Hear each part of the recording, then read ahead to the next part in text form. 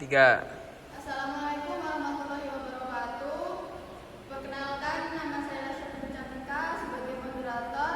Pembawa materi yaitu struktur dan fungsi jaringan tumbuhan, dan teman-teman saya yang akan membacakan materi. Struktur dan jaringan tumbuhan. Semua fungsi hidup organisme bersel satu dilakukan oleh sel tunggal itu sendiri. Sedangkan pada organisme bersel banyak, seringkali sel tidak dapat bekerja sendiri. Setiap sel bergantung kepada sel yang lain.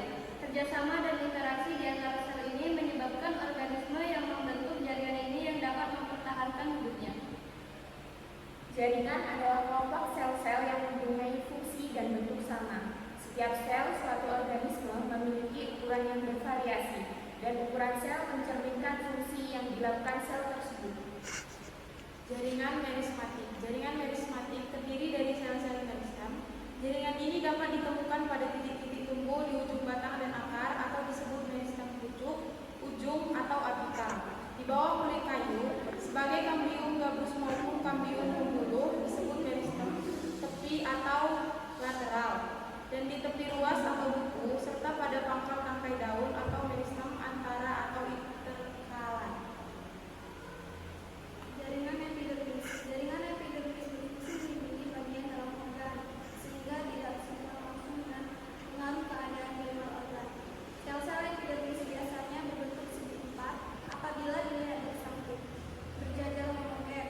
Namun, epidermis dapat mengalami perubahan menjadi sel-sel penutup atau sel penjaga stomata beserta beberapa sel tetangga, trikoma atau rambut, daun, batang, duri, serta rambut puncak.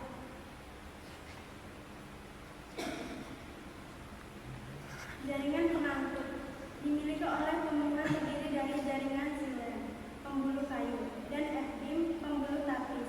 Jaringan xilem berfungsi untuk mengangkut air dan udara mineral, sedangkan jaringan phloem berfungsi untuk mengangkut hasil fotosintesis. Jaringan parenkim. Jaringan dasar menyusun sebagian besar tubuh tumbuhan. Kelompok jaringan ini memiliki banyak fungsi, tergantung tempat jaringan ini berada.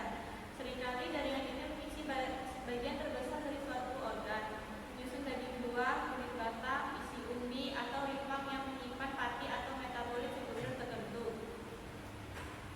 Jaringan kolenkim. Jaringan kolenkim adalah jaringan yang berfungsi sebagai jaringan penguat atau penyokong pada organ tumbuhan yang masih aktif mengadakan pertumbuhan dan perkembangan. Jaringan skelerenkim. Jaringan ini adalah jaringan penguat atau jaringan penyokong dengan dinding sekunder yang tebal karena mengandung zat lignin. Jaringan skelerenkim ini hanya dijumpai pada organ tumbuhan yang tidak lagi mengadakan